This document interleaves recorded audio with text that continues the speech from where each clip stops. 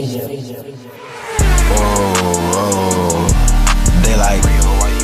like. What's up, y'all? This Relly back with another video, and we gotta ask yourself, what's next for the Cavs, right? Is it anything that we should be alarmed about? Absolutely not, right? Now, should we have lost to the New York Knicks?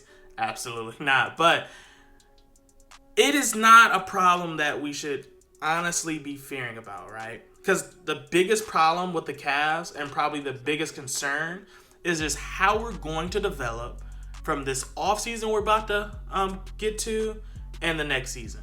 Honestly, that's one of the hugest pinnacles for the Cleveland Cavaliers. And I know that's so cliche, but when you really look at how young our roster is, how talented the roster was, and how fast we've become good, honestly, that's the only thing that's really stopping us right now.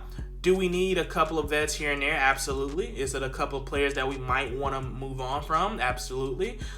Is it players that I just don't like seeing on the Cavs? Absolutely. Now, I know it's a couple names y'all might disagree with, like Dean Wade. I don't really think we need him per se. Maybe somebody of his skill set, but I just don't know if he's going to be beneficial for us long term. Let me know down in the comments how y'all feel about that.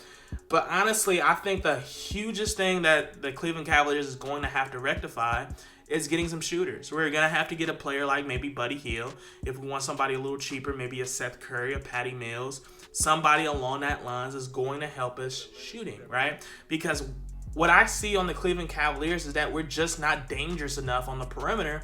And because we're not dangerous enough on the perimeter, a lot of teams is gambling on the Cavs offense, which is unacceptable. We have been a better offensive team because of Don and the addition of Don and how DG has started to develop his offensive game, but we're still not there yet. And I feel like it's because we're not a huge enough threat on the perimeter, right?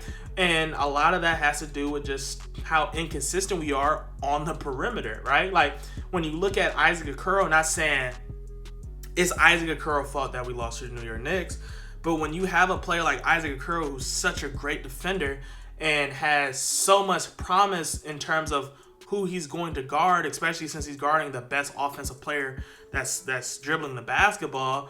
But then you look at how smart other teams' defense are. They're simply just to get him out the game, to get him to stop playing defense on their best offensive player. They're just going to not play defense on him to just basically get him to shoot himself out of the rotation. And they're going to really gamble the fact that Isaac Okoro may hit 1 or 2 threes here and there, but they're going to live by it. They're going to die by it because they just don't fear that Isaac Okoro is going to kill them off the three. And if they do, they're willing to die by that decision. You know what I mean? And when you look at the rest of the roster, who can you sincerely say is a complete threat on the perimeter who's not a automatic ball handler like Darius Garland and Donovan Mitchell? And then that list becomes slim to none. Now, I know we got Danny Green to try to rectify that problem, but you got to ask yourself, is Danny Green a dangerous enough shooter, especially when we look at his statistical past in playoff moments as well?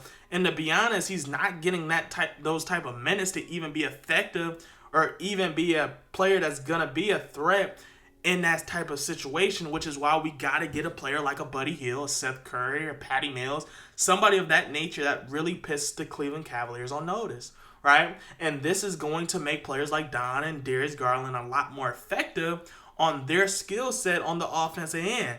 Think about how we lost in that playoff, and you realize that shooters is going to be a detrimental factor for us if we're not able to get them through this offseason, right? Now, you can say big man. I agree. We should get a cheap big man like JaVale McGee, a Bismack Biyombo, or something of that nature. But I think a JaVale McGee is not going to sincerely matter if we don't rectify the problem of us not having no type of shooters that's going to make the opposing team work harder on the defensive end.